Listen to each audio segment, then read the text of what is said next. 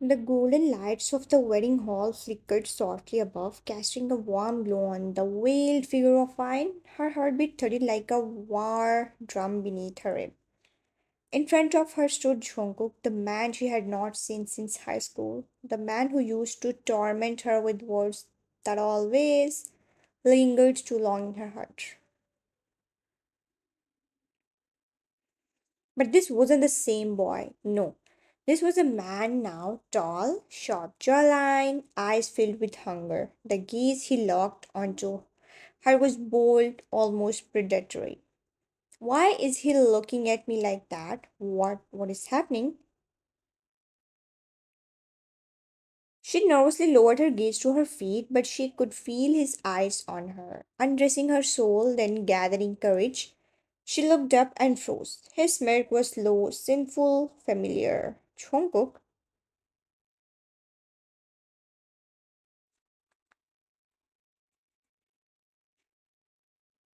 you still whisper my name the same way, baby. Beneath her sheer veil, he could see the outline of her trembling lips, the spark of fear mixed with something else in her doe like eyes.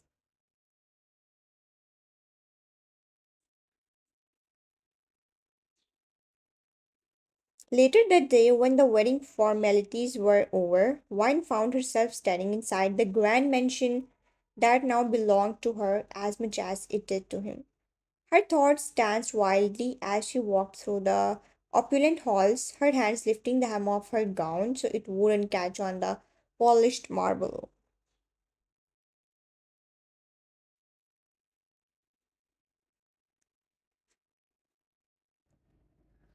Ruby said he wasn't rich. She said he was just average. She mused inwardly, eyes widening as she took in the chandeliers, the luxurious furniture, the art lining the walls. Why did she lie, or why did he pretend?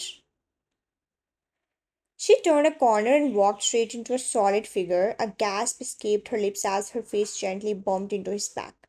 Jungkook turned around slowly, and the moment their eyes met, he smirked. His voice dropped smooth and husky. You're still the same, princess.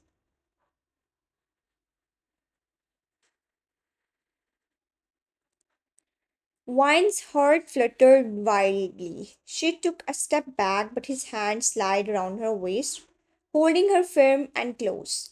His face lowered into the curve of her neck. Inhaling deeply, she froze in his grasp, her breathing shallow, her thoughts a storm. You don't know how much I craved for this smell. His words were laced with obsession, every syllable dripping with the hunger of a man who had waited for too long. She trembled in his arms, her voice a faint whisper. Jungkook,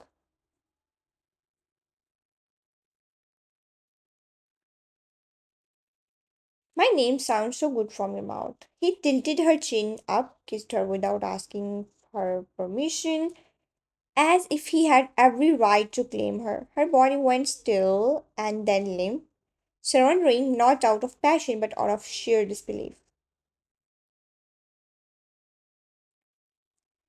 He lifted her and carried her effortlessly into the grand bedroom, laying her down gently on silk sheets. Welcome to my bedroom, princess. She blinked up at the ceiling, then at him, still unable to make sense of how quickly her word had flipped. Her voice cracked softly.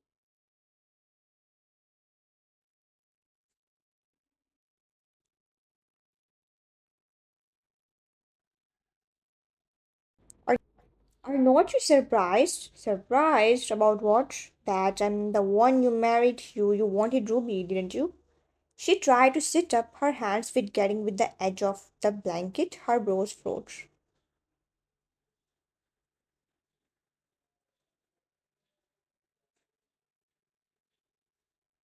I love you, not her. Her eyes flew wide. She searched his face for a lie, for a sign of teasing like the old days. But his expression was calm, maybe even sincere. But you used to bully me. You hated me.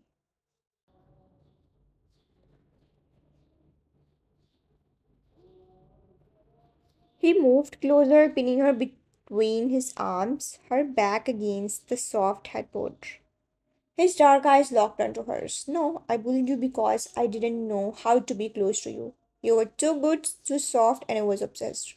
I couldn't show you love, so I hid it behind cruelty.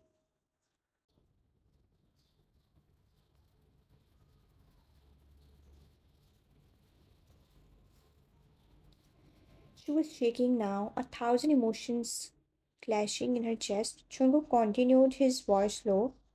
As for Ruby, she ran off with that cheap boyfriend of hers. Sky, I let her believe I was poor because I knew she would never settle for someone without money. But you, I saw something in you. I knew I needed you. That's why I asked for her hand. I knew she would make it easy for me to end up with you.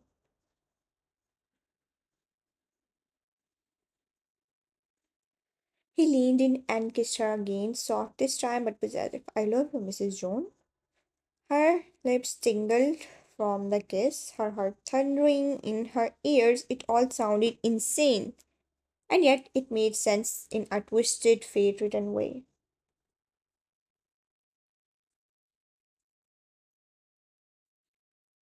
The warmth of the memory tugged at her consciousness as wine lay silently on the velvet sheets. Her mind slipped back to that night, the night everything began to crumble, not for her, but for Ruby.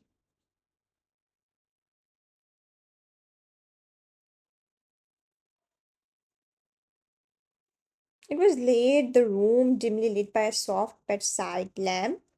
Ruby sat on the edge of her bed, her silky nightdress clinging to her sharp figure, her eyes anxiously darting to the door every few seconds. In her hand was her phone pressed tightly to her ear as she whispered with forced calm.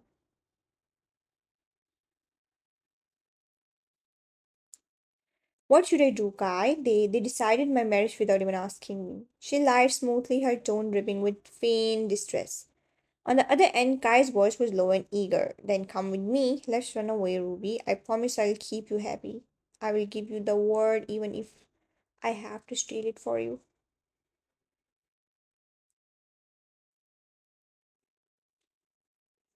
Tears pricked the corners of Ruby's heavily mascaraed eyes. But not out of love, no, hers was a fear of losing control. She never wanted Chongo for himself. She wanted the power, the prestige, the fantasy she believed he carried. But once she saw a fabricated profile, one Jungkook himself had manipulated, showing himself as modest, plain, even struggling. Her greed recoils. Alright, I'll be ready. Come tomorrow morning before anyone wakes up. Her voice cracked with desperation, and as soon as she hung up, she sighed with tension. That's when the door creaked softly.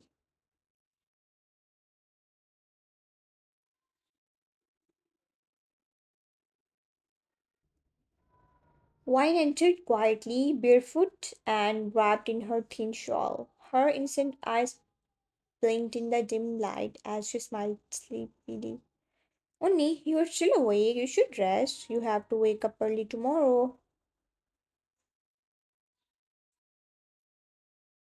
Ruby's expression snapped to hostility. She quickly wiped her tears and turned her back. Voice cold and distant. Mind your own business, Wine. Just go sleep. Wine's smile faltered. She stood still for a moment, then nodded slowly.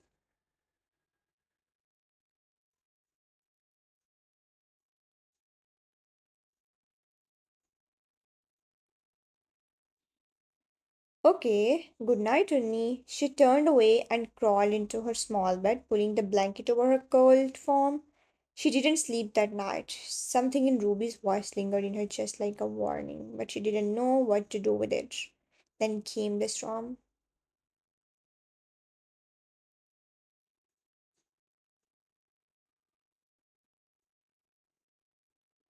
The next morning, chaos erupted like thunder crashing inside their home. Wine woke up to the shrill sound of her mother's rage echoing through the house, her mother barging, eyes ablaze with panic. Get up and where the hell is Ruby?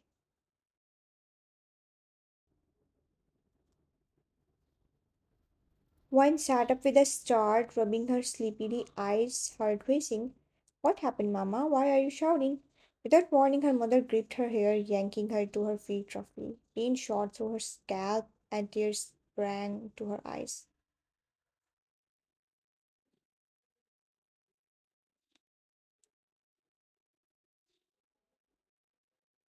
Don't act innocent. Tell me where Ruby is. Did you help her?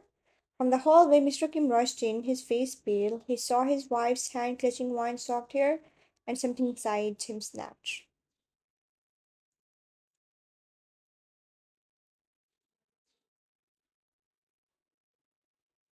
Without a word, he stepped forward and slapped her hand away, pulling Wine into his arms protectively. Enough, stop this madness.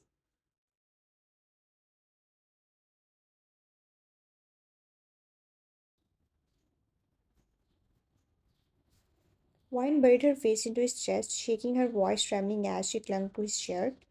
Dad, I don't know. We slept together last night, but she was acting strange. She was hiding something. When I asked, she ignored me.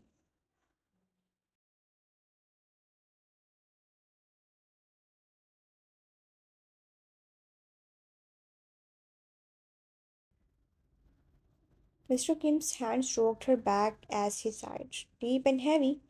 His eyes, once tired and full of conflict, now held guilt. Her mother, on the other hand, collapsed onto the bed, eyes wide, murmuring to herself.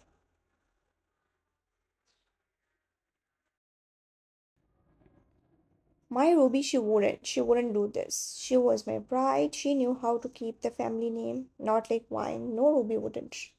But reality had slapped her harder than anyone else could.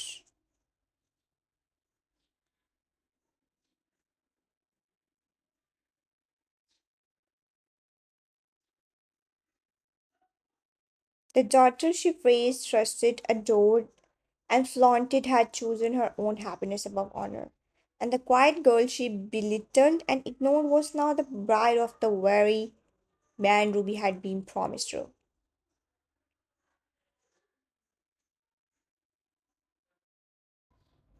Meanwhile, Wine stood still in her father's arms, the truth beginning to settle in her chest like stone. Ruby ran, and I remained, because fate chose me. Her father pulled back slightly, looking into her eyes with a soft, broken smile.